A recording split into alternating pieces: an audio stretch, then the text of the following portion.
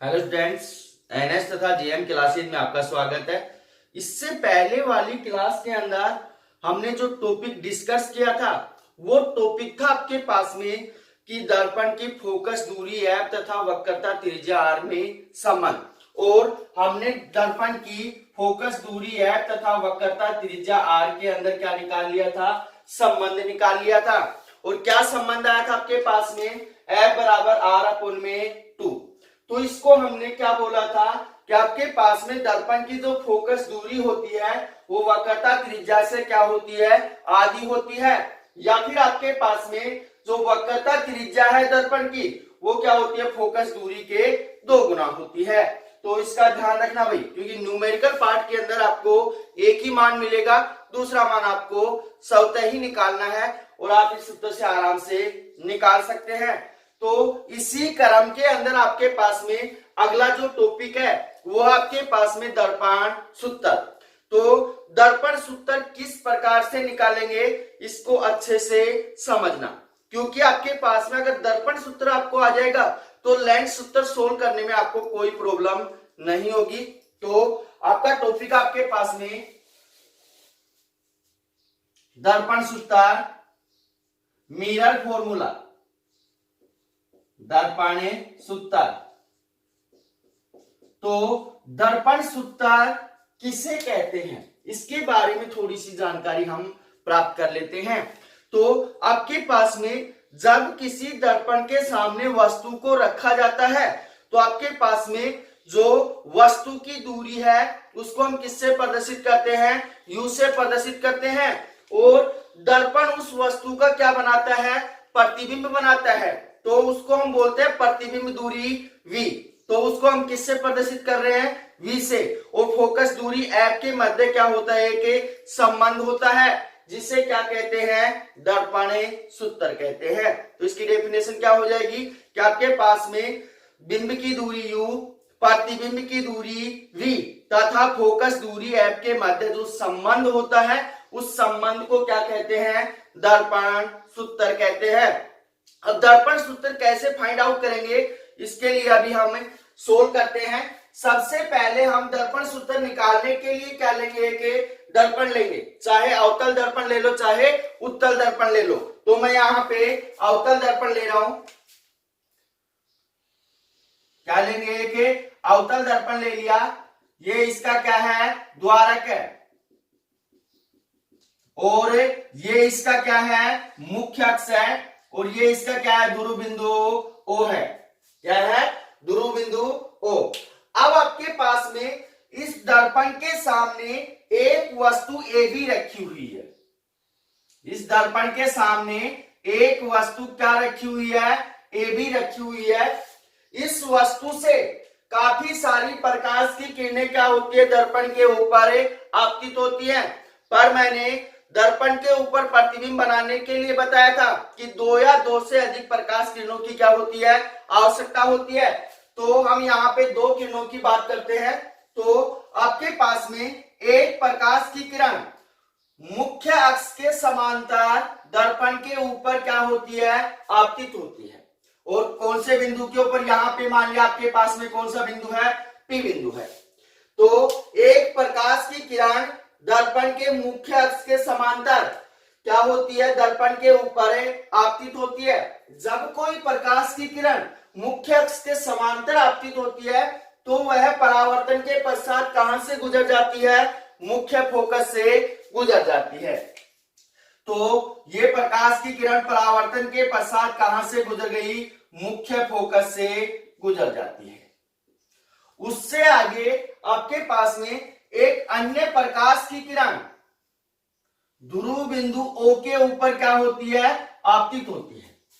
तो जब प्रकाश की किरण ध्रुव बिंदु के ऊपर आपतित होगी तो वह जितने कोण के ऊपर आपतित होगी उतने ही कोण के ऊपर क्या हो जाएगी, परावर्तित हो जाएगी। तो आपके पास में ये जितने कोण के ऊपर आपतित हुई है उतने ही कोण के ऊपर क्या होगी, परावर्तित होगी। ये कोण I है और ये कोण कौन सा है, R है। और पहले वाली जो परावर्तित किरण है उसको कहां पे, B डैश के ऊपर प्रतिच्छेद करती है।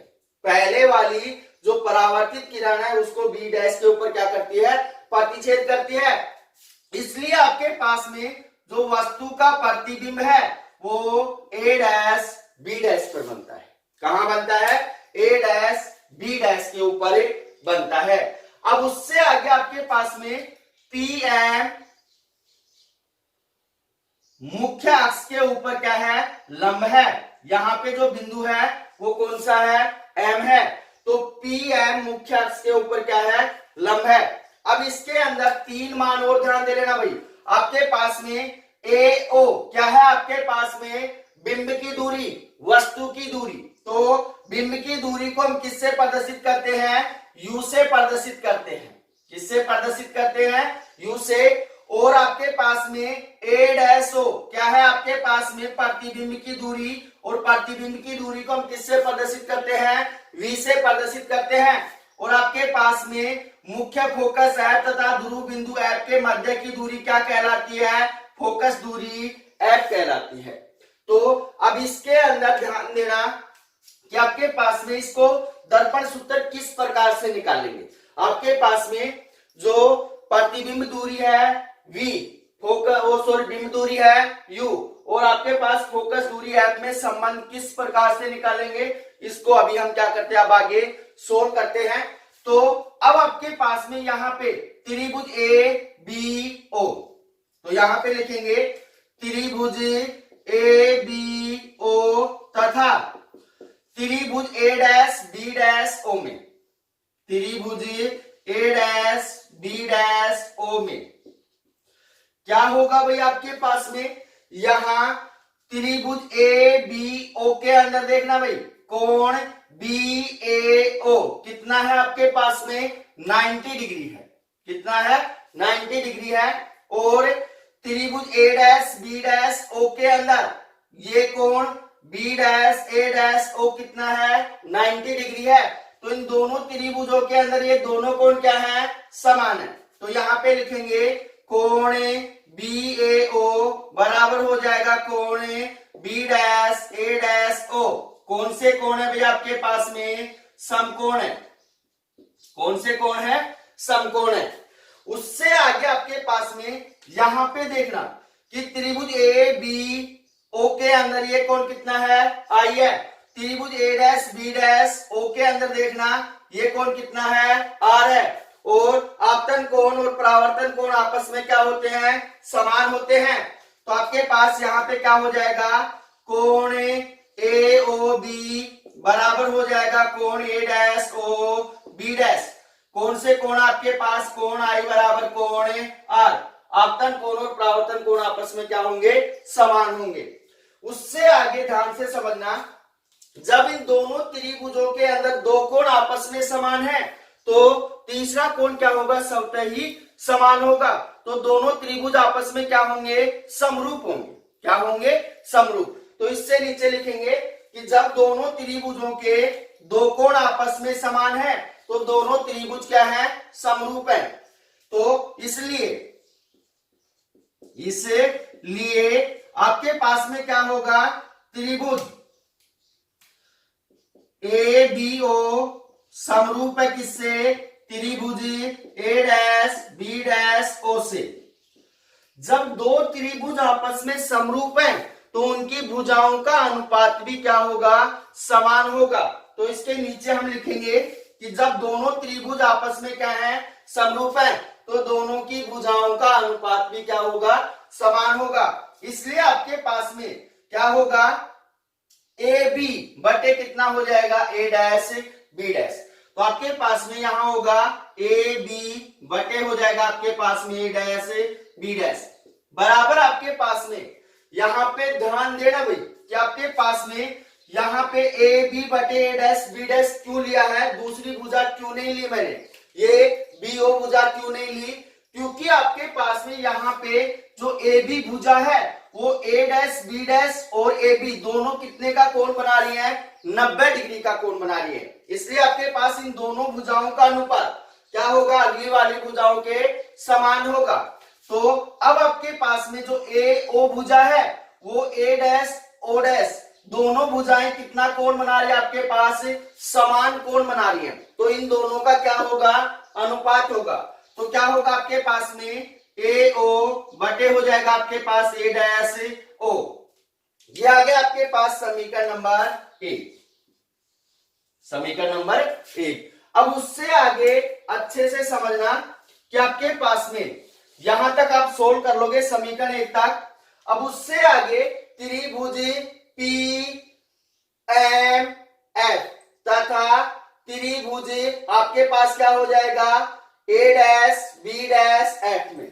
तो यहां पे लिखेंगे त्रिभुज पी एम और एफ, पी एम और एफ तथा त्रिभुज ए डैश बी डैश एफ में, ए डैश बी डैश एफ में। अब यहां पे देखना भाई पी एम क्या है, मुख्य अक्ष के ऊपर लंब है, तो आपके पास में ये पूरा कोण कितना होगा 90 डिग्री होगा। और यहाँ पे ए डैश बी डैश भुजा क्या बना रही है 90 डिग्री का कोण बना रही है। तो आपके पास में यहाँ पे क्या होगा कोण पी ओ एफ बराबर हो जाएगा आपके पास कोण बी डैश ए डैश एफ। कौन से कोण है भी आपके पास में समकोण है, कौन से कोण है समकोण है। उससे आगे आप देखना कि आपके पास में ये कोण पी एफ एम और आपके पास क्या हो जाएगा आपके पास में ए डैश एफ बी डैश, दोनों कोण कौन से कोण आपके पास में एकांतर कोण है। तो यहां पे लिखेंगे कोण पी एफ एम बराबर होगा आपके पास कोण कौन सा होगा ए डैश एफ बी डैश। कौन से कोण है एकांतर कोण है, कौन से कोण है एकांतर कोण है। तो यहां पे ध्यान देना जब इन दोनों त्रिभुजों के अंदर जब इनके दो कोण समान हैं तो तीसरा कोण क्या होगा स्वतः ही समान होगा, इसलिए ये दोनों त्रिभुज आपस में क्या होंगे समरूप होंगे। तो यहां पे हम लिखेंगे इसलिए त्रिभुज पी एम एफ समरूप है किससे त्रिभुज ए डैश बी डैश एफ से। और जब दो त्रिभुज आपस में समरूप है तो उनकी भुजाओं का अनुपात भी क्या होगा समान होगा। तो क्या होगा भाई आपके पास यहाँ पे लिख सकते हैं हम जब दोनों त्रिभुज आपस में क्या है समरूप है तो इनकी भुजाओं का अनुपात भी क्या होगा समान होगा। तो क्या होगा आपके पास में पी एम बटे कितना हो जाएगा ए डैश बी डैश बराबर कितना होगा आपके पास में एफ एम बटे कितना हो जाएगा आपके पास में ए डैश और एफ। तो कितना होगा आपके पास में एफ एम बटे कितना हो जाएगा आपके पास में ए डैश एफ। अब यहां पे ध्यान देना यदि आपके पास में द्वारक क्या है बहुत छोटा है तो आपके पास में जो एम होगा वो किसके ऊपर होगा ओ के ऊपर होगा। वही बात मैं दोबारा से रिपीट कर रहा हूं कि आपके पास में यदि द्वारक क्या है बहुत छोटा है तो एम किसके बराबर हो किसके ऊपर होगा ओ के ऊपर होगा। तो आपके पास में यहां पे क्या समीकरण होगा पी एम या पी ओ बटे कितना हो जाएगा आपके पास में ए डैश बी डैश बराबर कितना होगा आपके पास एफ ओ बटे ए डैश एफ होगा। अब इससे आगे ध्यान से समझना भाई पी ओ या पी एम किसके बराबर है ए बी के बराबर है। तो यहां पे लिखेंगे पी ओ बराबर ए बी। जो पी ओ है वो किसके बराबर है ए बी के बराबर है। उसके पश्चात आपके पास में ए डैश बी डैश और क्या है आपके पास एफ ओ का मान कितना है आपके पास में स्मॉल एफ है और ए डैश एफ का मान हमें पता नहीं है। तो आपके पास यहां पे देखना ए डैश ओ का मान कितना आपके पास में प्रतिबिंब की दूरी v है और आपके पास में एफ ओ का मान कितना है फोकस दूरी f है। तो हम ए डैश एफ का मान निकाल सकते हैं। ए डैश एफ का मान क्या होगा आपके पास में ए डैश ओ माइनस कितना हो जाएगा एफ ओ। तो क्या मान बच गया आपके पास ए डैश एफ बच जाएगा। तो आपके पास यहाँ पे ए डैश एफ बराबर क्या होगा आपके पास में ए डैश ओ माइनस में कितना हो जाएगा एफ ओ हो जाएगा एफ ओ। तो अब आपके पास ये दोनों मान उठाकर यहां डालेंगे तो आपके पास क्या समीकरण होगा, यहां होगा पीओ के स्थान पर क्या डालेंगे, ए बी। ए बी बराबर कितना हो जाएगा आपके पास में, ए डैश बी डैश बराबर कितना, एफ ओ बटे कितना हो जाएगा आपके पास, ए डैश एफ का मान कितना है, ए डैश ओ माइनस में एफ ओ है। यह आ गया आपके पास समीकरण नंबर 2। समीकरण नंबर 2। तो समीकरण 1 तथा समीकरण 2 के अंदर देखना भाई कि आपके पास ए बी बटे कितना, ए डैश बी डैश है, ए बी बटे कितना, ए डैश बी डैश है। जब इन दोनों का एलएचएस मान समान है तो दोनों का आरएचएस मान भी क्या होगा, समान होगा। तो आपके पास में यहां लिख सकते हो आप समीकरण 1 तथा समीकरण 2 से क्या मान हो जाएगा आपके पास में, यहां होगा आपके पास में जब दोनों का एलएचएस मान समान है तो आरएचएस मान भी क्या होगा, समान होगा। तो क्या होगा, ए ओ बटे ए डैश ओ बराबर कितना हो जाएगा आपके पास, एफ ओ बटे ए डैश ओ माइनस में एफ ओ। यह आ गया आपके पास समीकरण नंबर 3। समीकरण नंबर 3। अब इससे आगे अच्छे से समझना कि आपके पास में कौन सा आपने दर्पण लिया है, अवतल दर्पण लिया है। तो यहां लिखेंगे अवतल दर्पण के चिन्ह परिपाटी नियम से। तो आगे लिखेंगे अवतल दर्पण के चिन्ह परिपाटी नियम से क्या होगा भाई, आपके पास में अवतल दर्पण के चिन्ह परिपाटी नियम से आपके पास में ए ओ क्या है, आपके पास में बिंब की दूरी यू है।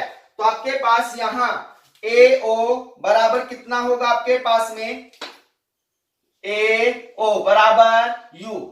अब यहां पे ध्यान देना भाई कि आपके पास यू का मान धनात्मक होगा या ऋणात्मक होगा, ऋणात्मक होगा, क्योंकि सभी दूरियां कहां से मापी जाती है, ध्रुव बिंदु ओ से मापी जाती है। तो आपके पास में जो u है वो आपके पास में क्या है, बिंब की दूरी है। तो आपके पास क्या होगा, माइनस u होगा। उससे आगे आपके पास में a dash o, a dash o का मान कितना है आपके पास में, प्रतिबिंब की दूरी v। तो यहां लिखेंगे a डैश o बराबर v। धनात्मक होगा या ऋणात्मक होगा, ऋणात्मक होगा। तो माइनस v।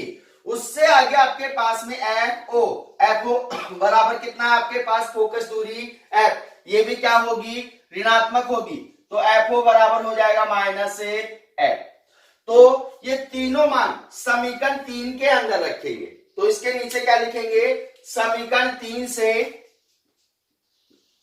समीकरण 3 से क्या मान हो जाएगा भाई आपके पास में, समीकरण 3 से होगा आपके पास में कि ए ओ का मान कितना है, माइनस यू है।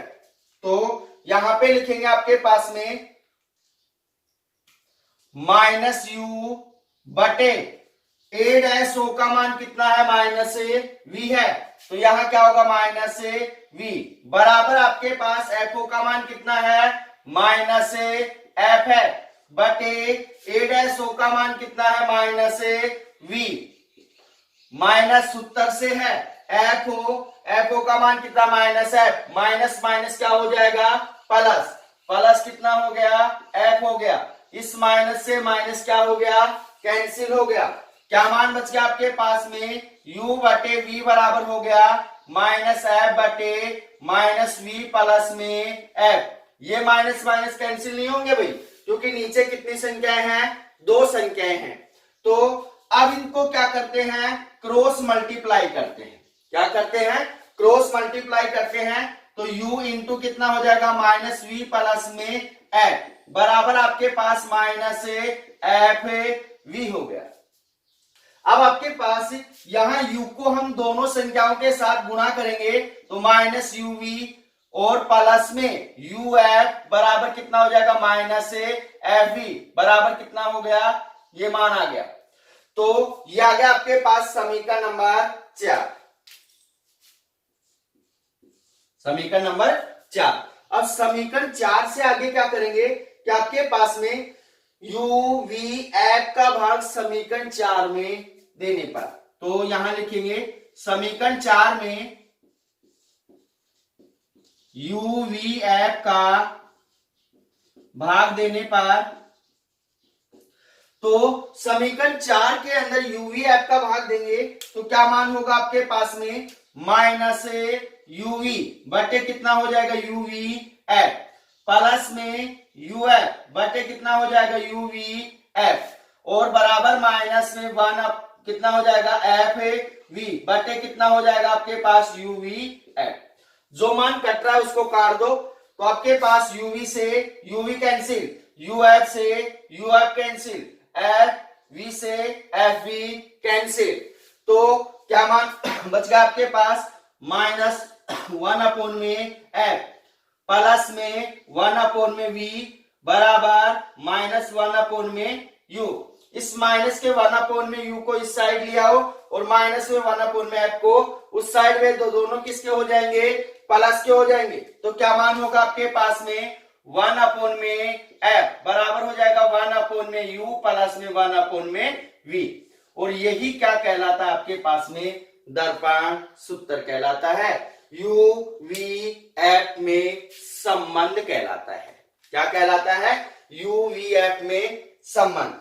तो बोर्ड एग्जाम के अंदर कई बार ऐसे भी बोल दिया जाता है कि यू वी एफ में संबंध स्थापित कीजिए, तो वहां पे ध्यान देना भाई कि आपके पास में यू वी एफ के अंदर लेंस के लिए पूछता है या दर्पण के लिए पूछता है, तो क्योंकि बच्चे वहां कंफ्यूज हो जाते हैं कि आपके पास में बस वो तो सीधा ये देखते हैं यूवीएफ में संबंध, फिर दर्पण के लिए कर देते हैं या फिर लेंस के लिए कर देते हैं। उसके अंदर आपको देखना है, वो बोलेगा कि दर्पण के लिए यूवीएफ में संबंध स्थापित कीजिए या लेंस के लिए यूवीएफ में संबंध स्थापित कीजिए। तो आपके पास अच्छे से देख के क्या करना है, इसको सोल्व करना है। ये हो गया आपके पास में दर्पण सूत्र। अब इससे अगले वाला जो टॉपिक है वो है आपके पास में दर्पण की रेखीय आवर्धन क्षमता। तो दर्पण की रेखीय आवर्धन क्षमता क्या होगी उसको अच्छे से समझना है। पूरा ही रब कर देता हूं मैं।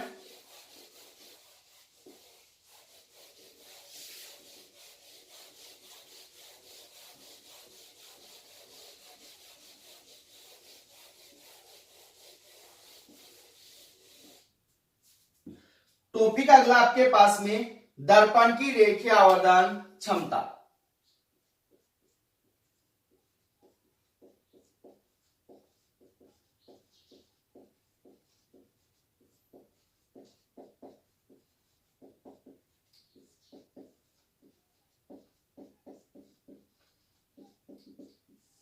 और दर्पण की रेखीय आवर्धन क्षमता को हम किससे प्रदर्शित करते हैं?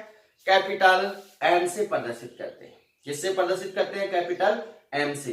तो अब आपके पास में दर्पण की रेखीय आवर्धन क्षमता क्या होगी उसकी डेफिनेशन अच्छे से समझना कि जब किसी दर्पण के सामने वस्तु को रखा जाता है, जब किसी दर्पण के सामने वस्तु को रखा जाता है तो दर्पण उस वस्तु का क्या बना देता है? प्रतिबिंब बना देता है। दर्पण उस वस्तु का क्या बना देता है? प्रतिबिंब बना देता है।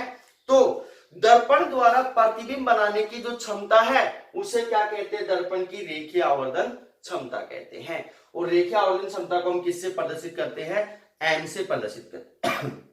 तो यहां पे इसकी डेफिनेशन दोबारा से समझना कि आपके पास जब किसी दर्पण के सामने वस्तु को रखा जाता है तो दर्पण उसका क्या बना देता है?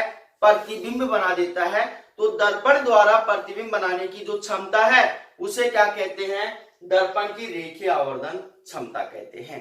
तो अब इसकी दूसरी डेफिनेशन क्या होगी कि आपके पास में किसी दर्पण के सामने रखी बिंब की ऊंचाई या वस्तु की ऊंचाई, और आपके पास दूसरा मान क्या आपके पास मान लिया, एक क्या है? दर्पण है, ये क्या है? दर्पण अवतल दर्पण है, और ये इसका क्या है? द्वारक है। ये इसका क्या है? मुख्य अक्ष है। क्या है? मुख्य अक्ष है। और आपके पास ये इसका क्या है, ध्रुव बिंदु O है। तो अब आपके पास में यहां पे इस दर्पण के सामने एक वस्तु ए बी एच ऊंचाई की है।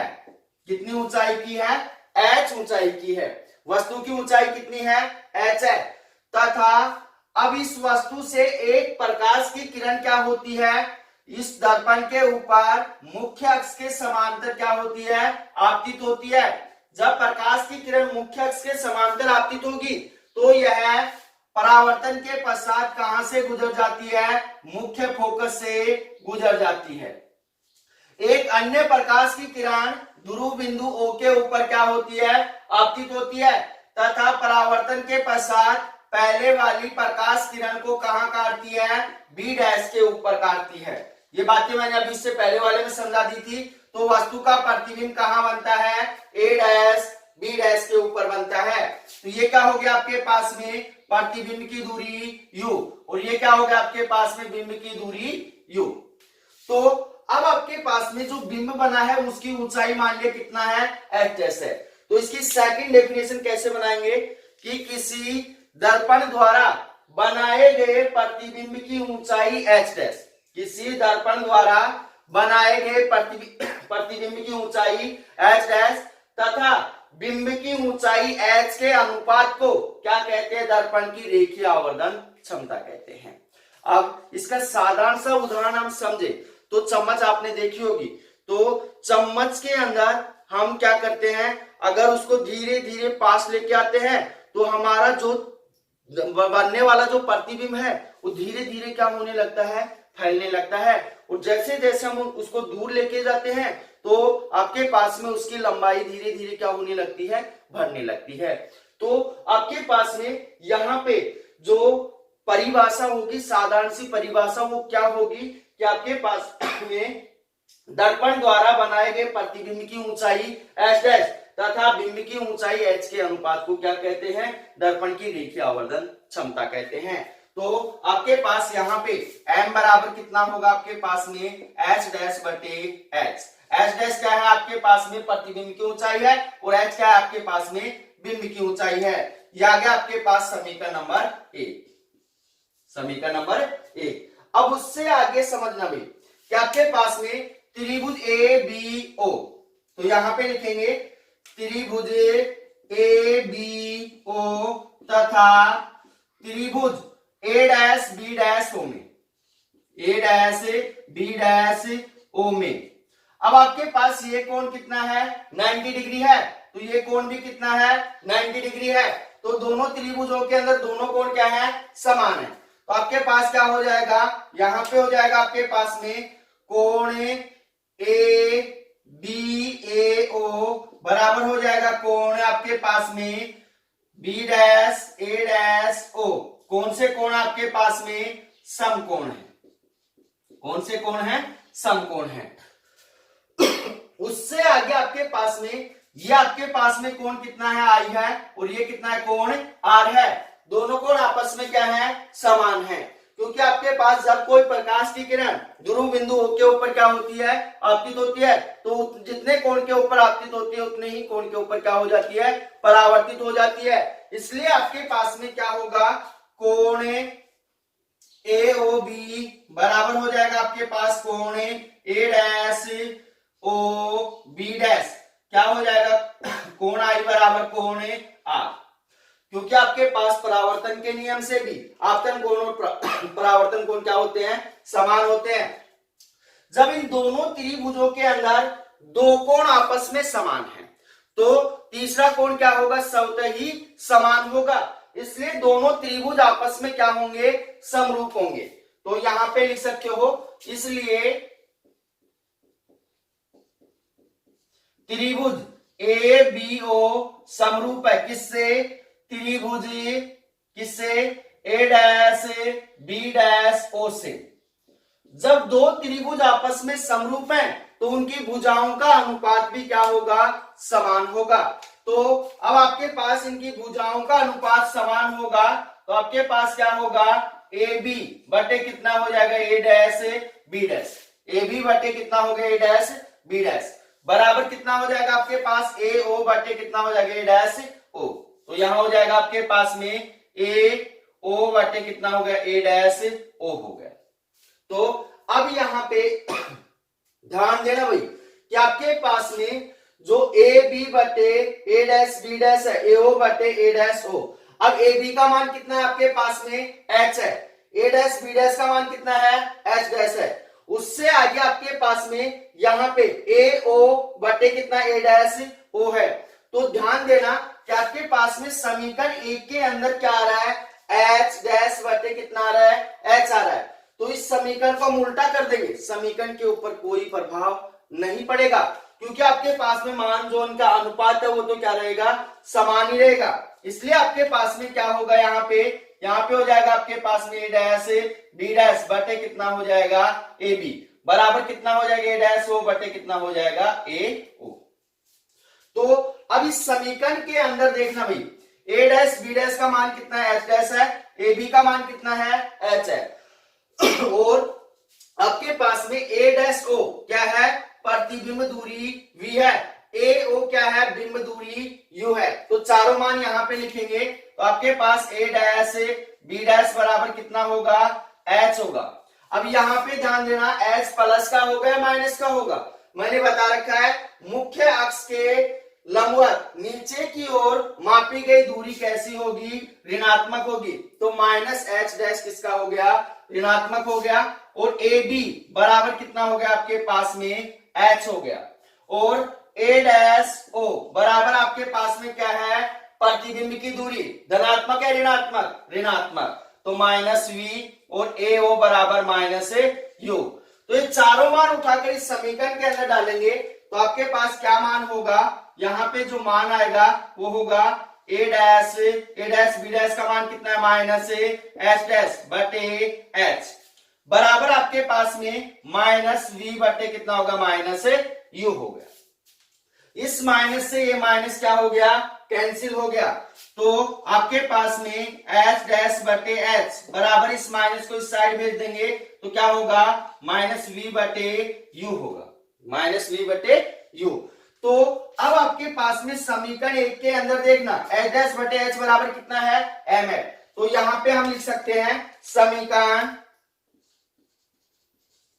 एक से क्या मान होगा भाई आपके पास में एच डैश बटे एच बराबर कितना डालेंगे एम डालेंगे तो आपके पास एम बराबर कितना हो जाएगा माइनस वी बटे यू माइनस वी बटे यू। तो इसके अंदर आप ध्यान देना भाई आपने जो दर्पण लिया है कौन सा दर्पण आपके पास में अवतल दर्पण है। कौन सा दर्पण है अवतल दर्पण है। तो आपके पास अवतल दर्पण की जो रेखीय आवर्धन क्षमता है कैसी आ रही है ऋणात्मक आ रही है। कैसी आ रही है ऋणात्मक। तो हम इसके नीचे नोट लगाकर लिख सकते हैं। कई बार अगर आपसे पूछ लिया जाए कि अवतल दर्पण की रेखीय आवर्धन क्षमता धनात्मक होगी या ऋणात्मक होगी तो अवतल दर्पण की जो रेखीय आवर्धन क्षमता है वो क्या होती है ऋणात्मक होती है और उत्तल दर्पण की जो रेखीय आवर्धन क्षमता होती है वो क्या होती है धनात्मक होती है। तो ये हो गया आपके पास दर्पण की रेखीय आवर्धन क्षमता। अब इसी क्रम के अंदर आपके पास में जो अगला टॉपिक है वो आपके पास में दर्पणों के उपयोग। तो टॉपिक आपके पास में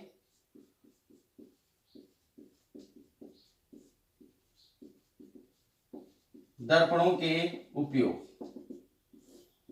तो आपके पास में दर्पणों के काफी सारे उपयोग है। काफी सारे क्या हैं उपयोग है जिनमें दो चार हम क्या कर लेते हैं पढ़ लेते हैं।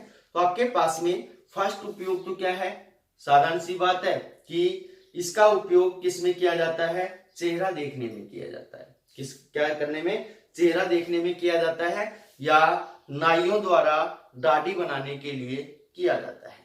सेकंड क्या होगा आपके पास में कि दर्पण का उपयोग वैज्ञानिकों द्वारा प्रकाश किरणों के पथों को मोड़ने में किया जाता है। कैसे करते हैं कि आपके पास में दर्पण लेते हैं, दर्पण के ऊपर प्रकाश किरणें क्या होती हैं आपतित होती हैं तो उनको क्या करते हैं उनके पथों को क्या कर देते हैं मोड़ देते हैं क्योंकि उनसे क्या होती है वो परावर्तित होती हैं और परावर्तित होने के पश्चात उनका पथ क्या होता है मुड़ जाता है। तो जैसे कुएं के अंदर कोई वस्तु गिर जाती है तो हम साधारण सा शीशा लेकर क्या करते हैं, उसके अंदर प्रकाश किरणों के पथों को मोड़कर क्या करते हैं, देखते हैं कि वस्तु कहां पे गिरी हुई है। तो सेकंड हो गया आपके पास में वैज्ञानिकों द्वारा प्रकाश किरणों के पथों को मोड़ने में किया जाता है। थर्ड हो जाएगा आपके पास में चिकित्सा के क्षेत्र में नाक, कान, गला आदि अंगों की जांच करने के लिए किया जाता है। क्योंकि आप अगर कान को दिखाने के लिए जाते हो या गले को दिखाने के लिए जाते हो तो डॉक्टर सबसे पहले क्या उठाता है, मिरर उठाता है, दर्पण उठाता है और उससे क्या करता है, वो आपके आंतरिक अंगों की क्या करता है, जांच करता है। अगला है आपके पास में कि जो वाहन होते हैं उनके साइड शीशे के रूप में भी किसका प्रयोग किया जाता है, दर्पणों का प्रयोग किया जाता है। तो ये काफी सारे इसके आप और पढ़ सकते हो। इससे अगले वाला जो टॉपिक है वो है आपके पास में प्रकाश का अपवर्तन। प्रकाश का अपवर्तन, तो प्रकाश के अपवर्तन के बारे में हम अगली क्लास में क्या करेंगे, डिस्कस करेंगे कि प्रकाश का अपवर्तन होता क्या है और आपके पास में प्रकाश अपवर्तन के नियम क्या क्या है और प्रकाश अपवर्तन की घटना क्यों होती है और प्रकाश अपवर्तन के उदाहरण कौन कौन से हैं। ये पूरा डिस्कस हम अगली क्लास में करेंगे। तो हमारे YouTube चैनल को लाइक कीजिए, शेयर कीजिए, सब्सक्राइब कीजिए। तो मिलते हैं एक छोटे से ब्रेक के बाद। धन्यवाद।